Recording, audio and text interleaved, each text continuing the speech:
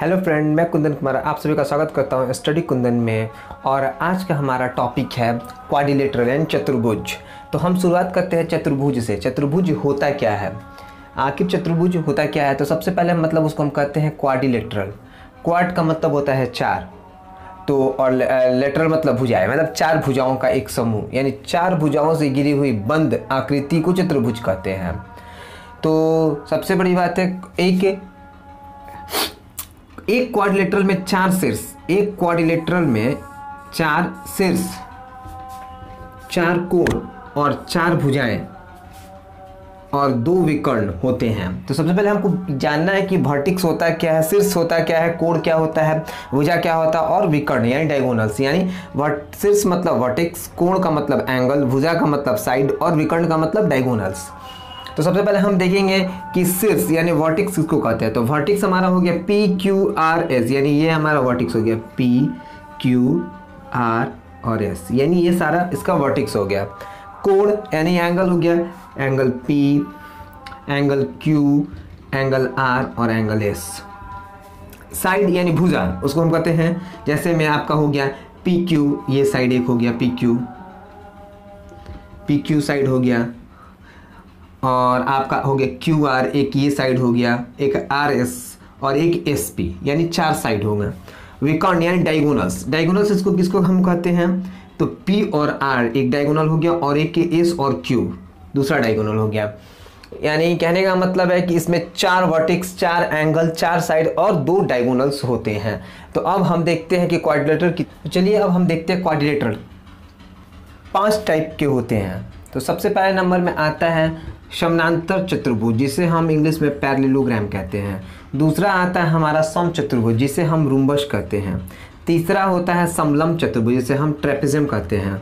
चौथा होता है आयत, जिसे हम रेक्टेंगल कहते हैं। और पांचवा होता है वर्ग, जिसे हम स्क्वायर कहते हैं। और छठा होता है पतंग, जिसे हम काइट कहते हैं। यानी टोटल 6 प्रकार के होते हैं। तो अब हम बारी बारी से एक एक को अच्छी तरह से पढ़ेंगे। तो चलिए हम शुरू करते हैं समानांतर चतुर्भुज से, यानी पैरेललोग्राम से। तो आज हम तो शुरू करते हैं हम समानांतर चतुर्भुज से, यानी पैरेललोग्राम किसे कहते हैं? पैरेललोग्राम, जिस चतुर्भुज की सम्मुख भुजाएं समानांतर हो उसे समानांतर चतुर्भुज कहते हैं। यानी आमने सामने की भुजाएं एक दूसरे के पैरेलल हो, यानी ये और ये और ये और ये आपस में पैरेलल हो, उसे हम लोग कहते हैं समानांतर चतुर्भुज।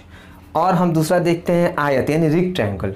जिस समानांतर चतुर्भुज, यानी सेम यही, जिस समानांतर चतुर्भुज का सभी कोण यानी चारों कोण आपस में जो हो 90 डिग्री का हो, मतलब कि चारों कोण सब 90 का हो, तो उसको हम आयत कहते हैं। इन दोनों में काफ़ी डिफरेंसेस है और इनमें भी समानांतर रहेगा, आमने सामने की भुजा एक दूसरे के समानांतर रहेंगी। समानांतर का मतलब होता है कि वो कभी भी एक दूसरे को ना काटे, जैसे सेम रेलवे ट्रैक, और जैसे ऐसा ना हो कि आगे चल कर के ये एक दूसरे को काट दे, इस तरह की नहीं, इस तरह के लाइन को हम लोग कहते हैं समानांतर, यानी समानांतर आमने सामने की भुजा समानांतर हो। तो हमारा पैरेललोग्राम जो है वो आमने सामने की जो भुजा है वो एक दूसरे के समानांतर रहेगी, ना कि इसका प्रत्येक कोण 90 डिग्री का होगा, ऐसा कोई ज़रूरी नहीं है। लेकिन रेक्टेंगल आयत में हमेशा आमने सामने जो ये जितने एंगल इसके होंगे सभी 90 डिग्री के होंगे, तो उसे हम रेक्टेंगल कहते हैं।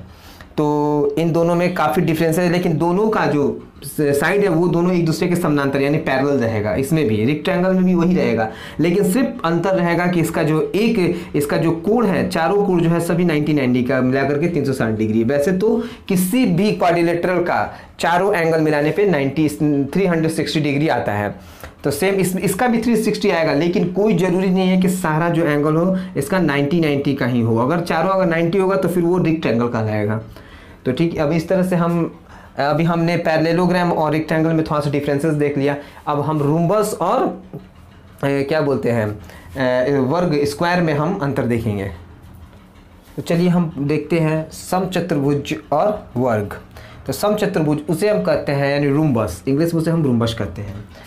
जिस चतुर्भुज की सभी भुजाओं की लंबाई बराबर हो लेकिन कोई कोण 90 का न हो उसे समचतुर्भुज कहते हैं। यानी कहने का मतलब जिस चतुर्भुज यानी जिस क्वाड्रिलेटरल की भुजाओं की लंबाई बराबर हो, यानी ये साइड और ये साइड आपस में बराबर हो चारों, और साथ में समानांतर भी हो, यानी एक दूसरे के पैरेलल भी हो, कोई भी कोण इसका 90 डिग्रीज का नहीं होगा, कोई भी कोण इसके 90 डिग्रीज के नहीं होंगे, उसे हम रुम्बस कहेंगे, ठीक।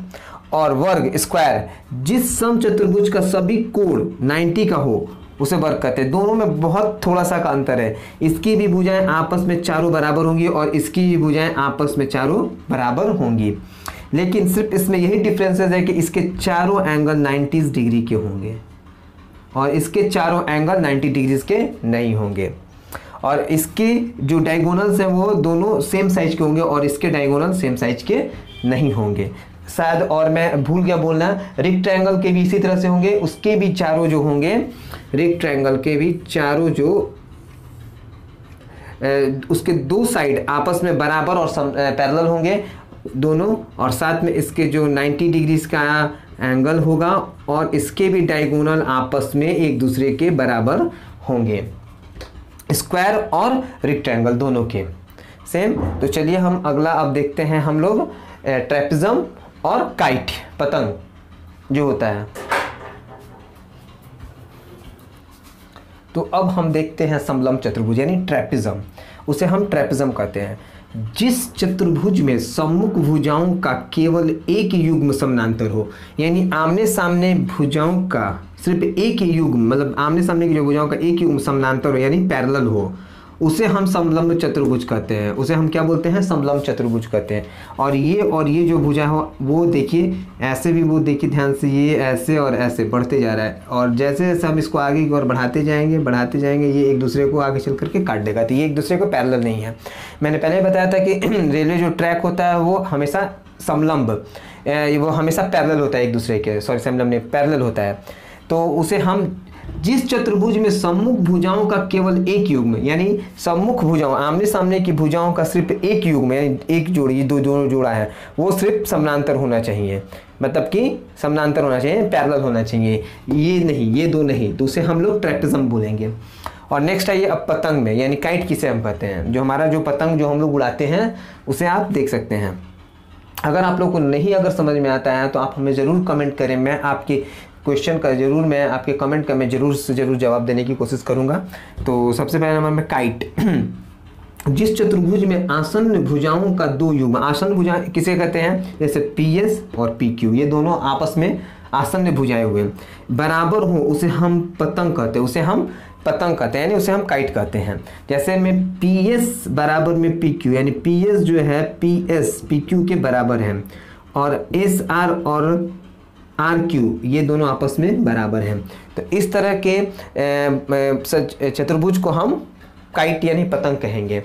तो मुझे उम्मीद है कि आपको आज का क्लास काफ़ी पसंद आया होगा। अगर आपको आज का क्लास पसंद आया है तो हमें कमेंट करके ज़रूर बताएं, और लाइक करें, सब्सक्राइब करें और शेयर भी करें साथ में। तो तब तक हम मिलते हैं आपसे अगली क्लास में, तब तक के लिए जय हिंद।